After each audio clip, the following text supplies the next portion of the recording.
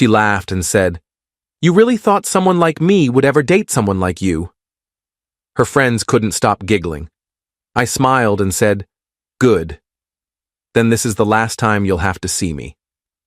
Later that night, her best friend sent me a message that made my hands freeze. "I'm 30 years old.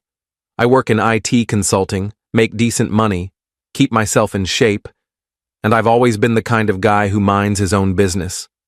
I'm not the loudest person in the room, but I'm not invisible either. I thought I knew what I wanted. A stable relationship, someone genuine, maybe eventually a family. I thought I'd found that with Emma.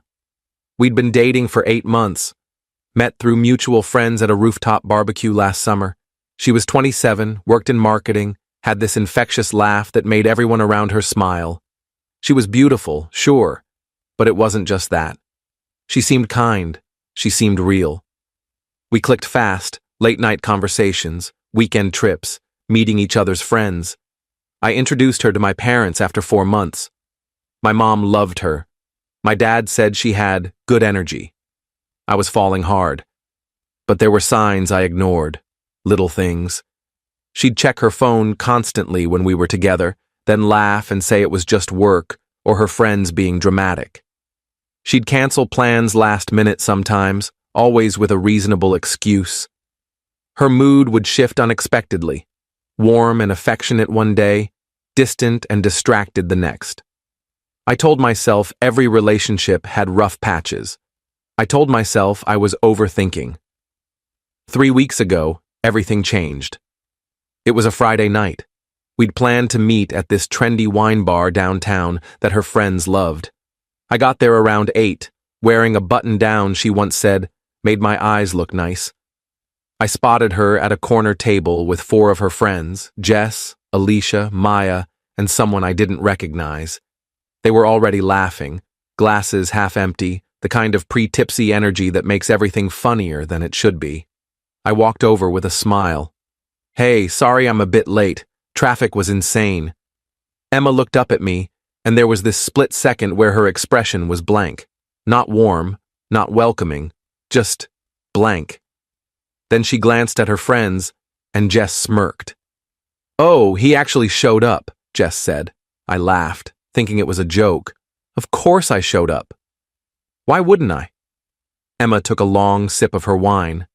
Then she set the glass down, looked me dead in the eye, and said, "Honestly, I don't know why you keep trying so hard." The table went quiet. Then Maya giggled nervously. "What do you mean?" I asked. Emma leaned back in her chair, arms crossed. "I mean, look at you. Look at us." She gestured around the table. "You really thought someone like me would ever seriously date someone like you?" Her friends couldn't stop giggling.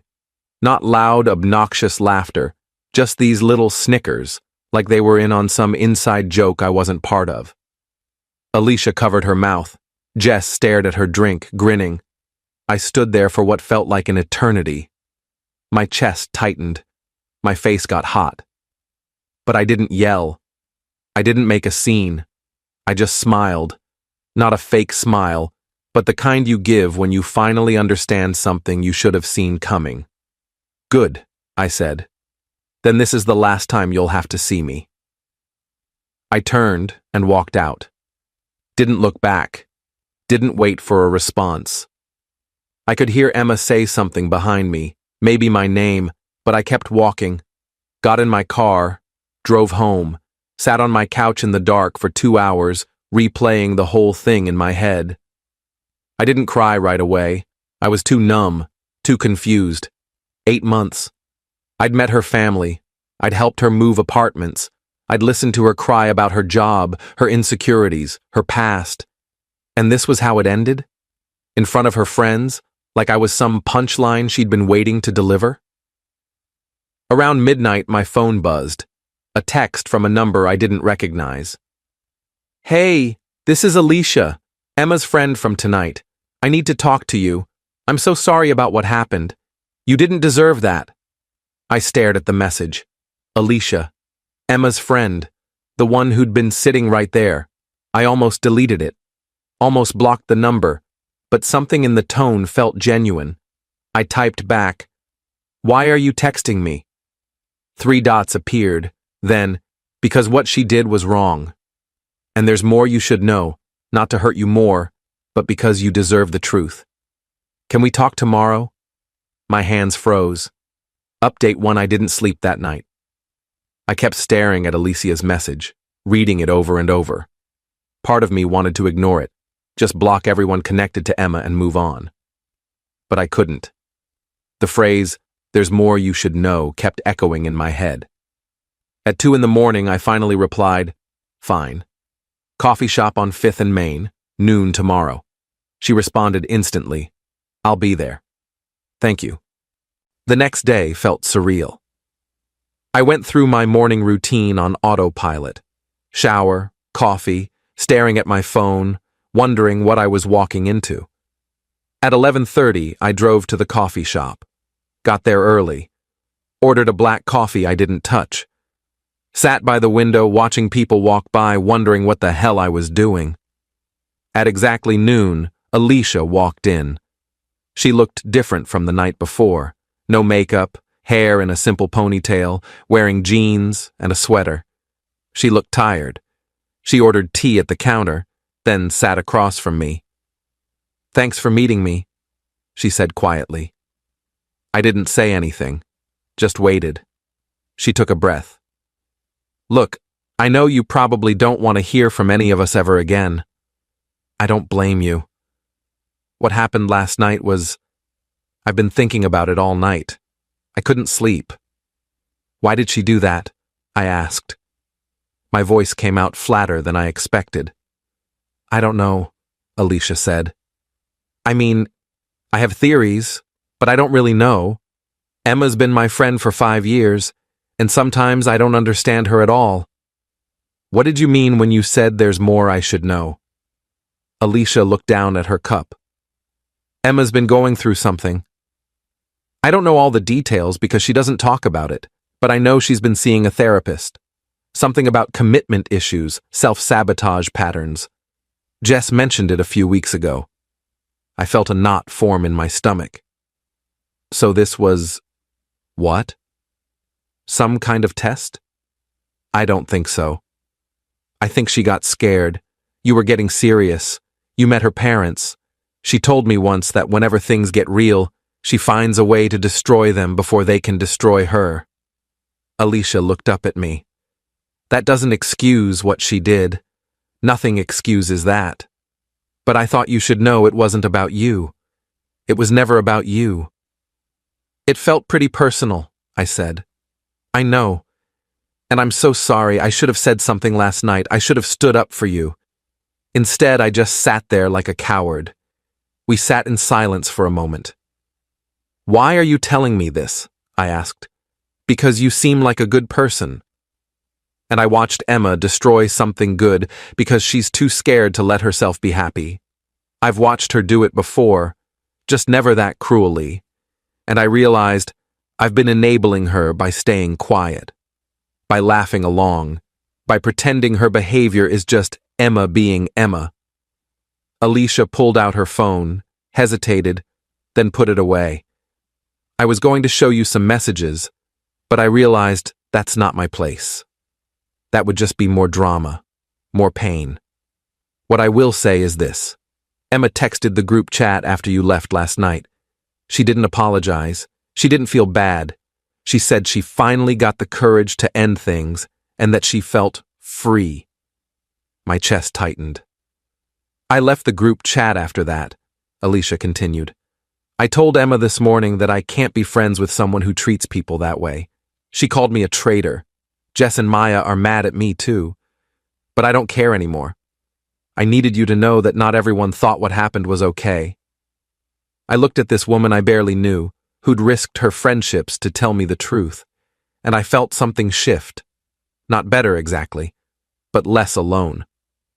"Thank you," I said, "for telling me, for being honest." "I'm sorry it happened at all," she said.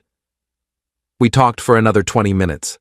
She told me more about Emma's pattern, how she'd done similar things to previous boyfriends, though never quite as publicly. How Jess and Maya encouraged her worst impulses instead of calling her out. How Alicia had stayed friends with them out of habit, out of history, but realized she didn't actually like the people they'd become. When we left, Alicia gave me her number. If you ever need to talk, or if you have questions, reach out. I know I'm probably the last person you want to hear from, but the offer stands. I thanked her again and drove home. That night, I did something I hadn't done in years. I called my older brother, David. Update 2. David lives 3 hours away with his wife and 2 kids. We're close, but we don't talk about feelings much. We talk about sports, work, dad jokes. So when I called him Saturday night and said, I need advice, I could hear the surprise in his voice. What's going on? He asked. I told him everything. The relationship, the wine bar, the humiliation, the conversation with Alicia. I expected him to get angry on my behalf, maybe tell me Emma was trash and I should forget about her. Instead, he was quiet for a long moment. Then he said, How are you feeling right now? I don't know, I admitted. Confused. Hurt. Angry. Embarrassed. All of that makes sense, he said. You got blindsided. That's brutal, man. I'm sorry. I keep replaying it in my head, I said, trying to figure out what I did wrong. What I missed. You didn't do anything wrong, David said firmly. Someone treating you badly isn't a reflection of your worth. It's a reflection of theirs. Everyone saw it, though. Her friends, other people at the bar. I just stood there like an idiot. You didn't stand there like an idiot. You walked away with dignity. That takes strength. He paused. Look, I've never told you this, but something similar happened to me in college. Girl I was seeing for almost a year broke up with me at a party in front of everyone, told me I was boring and she'd been seeing someone else the whole time.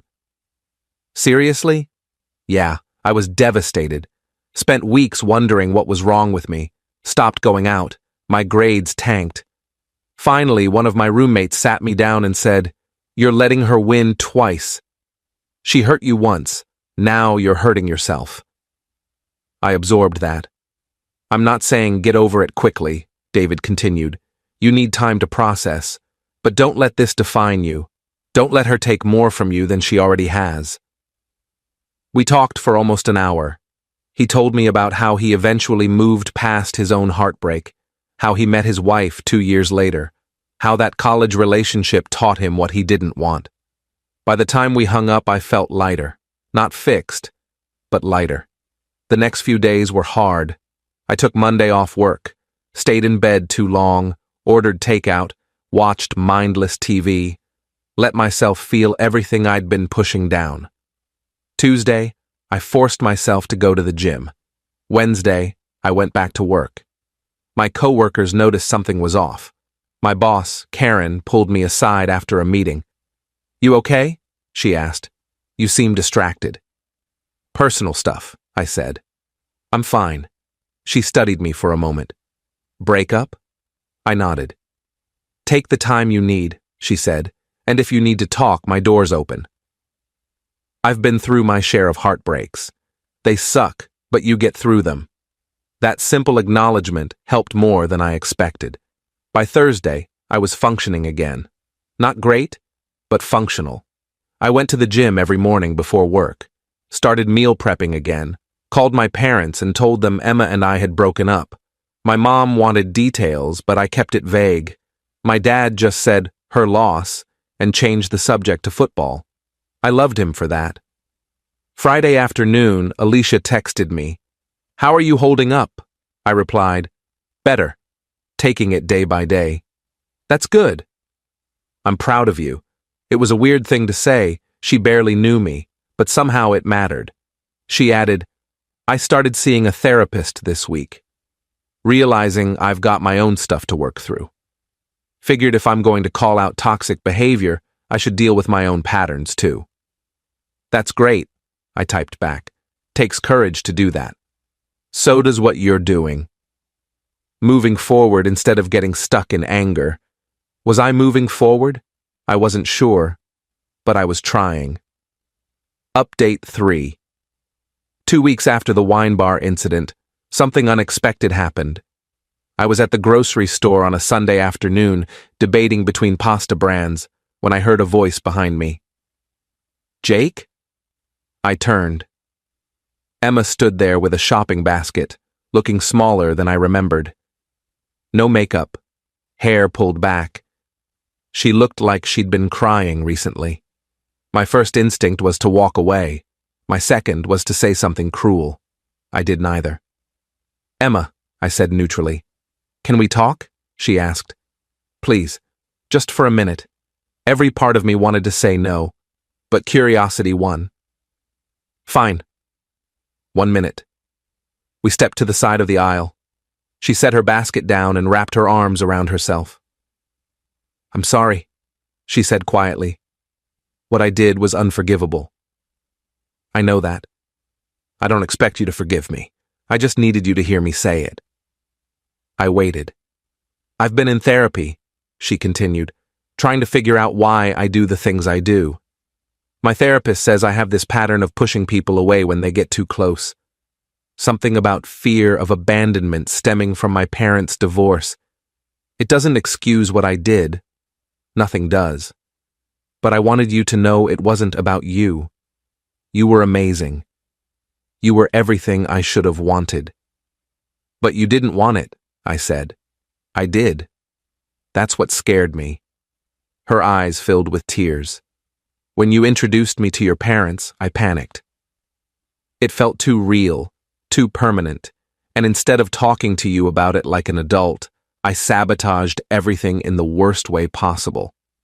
I studied her face. She looked genuine, broken even. A month ago, this conversation would have destroyed me. Now, I just felt tired. "I appreciate the apology," I said, "but it doesn't change anything." "I know. You humiliated me in front of your friends. You made me feel worthless. And according to Alicia, you didn't even feel bad about it afterward." Emma flinched. "I did feel bad. I didn't know how to admit that, so I pretended I didn't care. I'm really good at pretending." "I can tell." We stood there in uncomfortable silence. "Are you seeing someone?" she asked. "That's not your business anymore." "Right. Sorry." She wiped her eyes. "I just want you to know that you didn't deserve what I did. You were a good boyfriend, a good person. I hope you find someone who appreciates that." "I hope you figure out whatever you need to figure out," I said, and I meant it. Not because I wanted to reconcile, but because holding on to anger felt exhausting. Emma nodded, grabbed her basket, and walked away. I stood there for a moment, processing what had just happened. Then I grabbed my pasta and continued shopping. That night, I called David again. "She apologized," I told him. "How do you feel about that?" "I don't know. It felt genuine, but it also felt too late." "It probably is too late," David said, "but at least she acknowledged it. Some people never do. Do you think people can change? Maybe. With real work and real commitment. But that's not your responsibility. Your responsibility is to yourself." He was right. Update 4. A month passed, then another. Life started to feel normal again. I got promoted at work. Nothing huge, just a senior consultant position, but it came with a raise and more autonomy. I started going to a weekly basketball pickup game at the community center, made some new friends. One of them, Marcus, worked in construction and had the kind of straightforward personality I'd been craving. No games, no hidden meanings, just honest conversation. I also kept in touch with Alicia. We'd meet for coffee every couple of weeks. She'd update me on her therapy progress. I'd tell her about work and the basketball games. It was nice having a friendship that felt drama-free. One evening in late spring, almost 3 months after everything happened, Alicia and I met at a different coffee shop. She seemed excited about something. "I joined a hiking group," she announced. "Met some really cool people. It's been amazing getting out of my usual circle, meeting people who don't know the old me." "That's great," I said genuinely. "And I've been thinking, she continued. The group is doing a big hike next month up in the mountains. It's a weekend trip, camping, bonfires, the whole thing. You should come. I don't know. Come on. When's the last time you did something completely outside your comfort zone? Plus, there's someone in the group I think you'd get along with. I raised an eyebrow. Are you trying to set me up? Maybe. Her name's Rachel. She's a graphic designer, loves sci-fi movies, has a great sense of humor. No pressure, though. Just come for the hike. If you two click, great. If not, you got a fun weekend out of it. I thought about it. The old me would have said no immediately, would have said I wasn't ready. But something had shifted over the past few months. I'd spent so much time healing, processing, rebuilding. Maybe it was time to actually live again. Okay, I said. I'll come. Alicia grinned. You won't regret it. The hike was incredible. The group was about 12 people, all different ages and backgrounds, all genuinely nice. And Rachel. Alicia was right. We clicked immediately. She was funny and sharp, with this self-deprecating humor that put me at ease. We ended up talking by the campfire until 2 in the morning, discussing everything from our favorite movies to our worst relationship stories. I told her about Emma. Not all the details, just the broad strokes. She listened without judgment. Sounds like you handled it well, she said, walking away with dignity. Doing the work to heal. That takes emotional maturity. I didn't have much choice, I said. You always have a choice. You could have gotten bitter, closed yourself off. Instead, you're here, on a mountain, taking a chance on meeting new people. That's brave. I'd never thought of it that way. We exchanged numbers that weekend, started texting, met for dinner a week later, then another dinner, then a movie. I was careful not to rush things, not to project my past onto this new connection. Rachel was patient, understanding. She'd been through her own heartbreak and knew what it was like to rebuild trust. Final update. It's been almost a year since that night at the wine bar. A year since Emma said those words that felt like they'd define me forever. They don't anymore. I'm still with Rachel. We took things slow, but we're solid. She met my parents last month. My mom loves her. My dad said she has good energy. The same thing he said about Emma, which made me nervous at first. But Rachel is nothing like Emma. She's consistent. She's kind. She communicates. When she's scared or unsure about something, she tells me instead of sabotaging everything. I saw Emma one more time, about 2 months ago. I was at a coffee shop with Rachel, and Emma walked in with someone, a guy I didn't recognize. We made eye contact. She gave me a small, sad smile. I nodded back. That was it.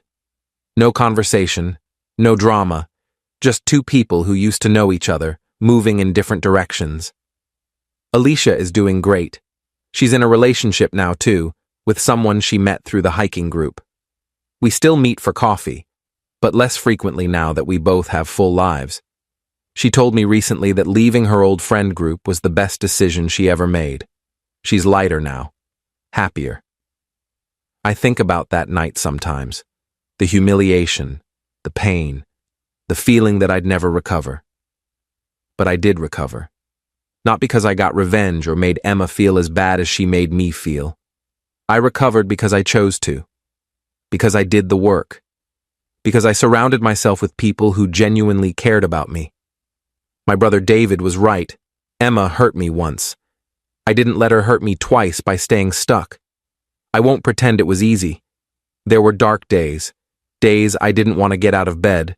Days I questioned everything about myself. But those days passed. And on the other side was a life I'd built intentionally, with people who valued me. Someone asked me recently if I'd forgiven Emma. I don't know if forgiveness is the right word. I've let go of the anger. I've accepted that what happened says more about where she was in her life than anything about my worth. I hope she's doing better. I hope her therapy helped. But whether it did or not isn't my concern anymore. I'm focused on my own life now, on Rachel, on my career, on the friendships I've built, on being the kind of person I'm proud to be. That night at the wine bar taught me something important. How someone treats you in your worst moment tells you everything you need to know. Emma showed me exactly who she was, and I showed myself that I could survive it, learn from it, and build something better. That's not revenge. That's growth. Edit 1. Someone asked if I ever found out why Emma acted the way she did at the wine bar specifically. Honestly, I'll never fully know. My best guess, based on what Alicia said and Emma's own admission, is that she panicked about how serious things were getting and chose the nuclear option. Some people break up quietly. She chose chaos. That's on her, not me. Edit 2. A few people mentioned that Alicia sounds like a great person for reaching out. She really is. Not many people would risk their friendships to do the right thing. I'm grateful she did.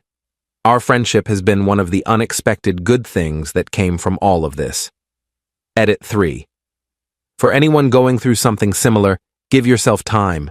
Don't rush the healing process. Talk to people you trust. Consider therapy if you need it. Focus on rebuilding your self-worth. And know that how someone treats you isn't a reflection of your value.